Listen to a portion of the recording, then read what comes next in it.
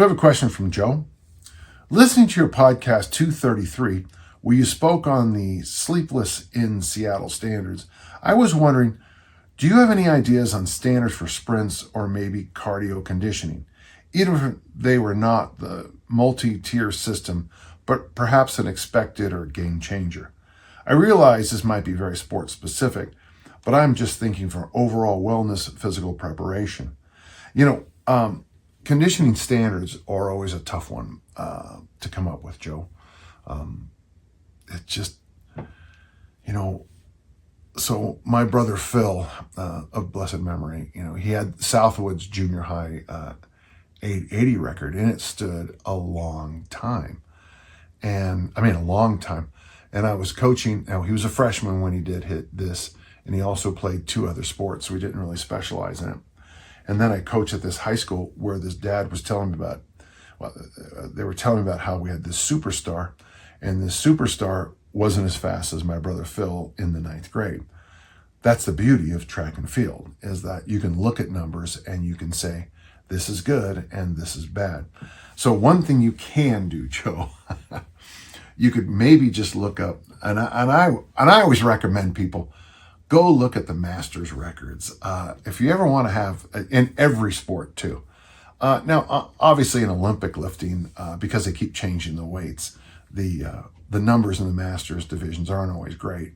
I will say this, and my brother makes fun of me about this, my brother Gary, because I keep breaking records, and he keeps saying, well, there's not that many guys your age at that weight who are still alive. And I thought, that's funny. So one thing you might want to do is either go to the Masters track and field, Masters weightlifting, Masters powerlifting, and look at the records. And one of the things I want you to look at is look at some of those records in the sprints. It's in the 75 year age division. They're very good numbers. Now, I say that because I coached a high school wide receiver who thought he was, God's gift to humanity, who ran a 16-second 100 meters. Now, the joke, of course, you time that with a sundial, not with a fully automatic timing. It was funny at the time, maybe it's not now. But the thing about track and those kinds of standards is you get a real good idea of what is good. Now, you might just want to say to yourself, and this would be a great standard, I want to be faster than the world record holder in the 80 age group, and then bring it down after that. So what are some good standards? Well, when I was young, the mile was considered the test of conditioning. At my high school, you had to run, if you're someone held the ball in American football, you had to run 7 minutes, and if you were a lineman, 7.5. Truly, that's not very fast. If you want to run on a 440 track, not a 400 meter track, but it's close enough. That means a minute and a half per lap to break 6, which isn't that hard. As a senior in high school, I did 14 pull-ups, and I ran a 5:51 mile when we got tested on the 5th day of double sessions. I still think those are pretty good numbers for a post, an exhausted person. That's pretty good. So that's a simple number, 7-minute mile. That's doable, believable. Would it be a game changer? I think so too. You could also maybe just do yourself a favor. So the mile might be just so I'm kind of doing this, if you don't mind. I'm giving you master sprint numbers.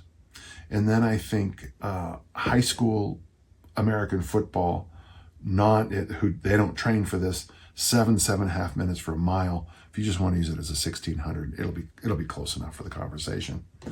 Well, then from there, I think, and this is a very simple thing, finish a 10K without walking.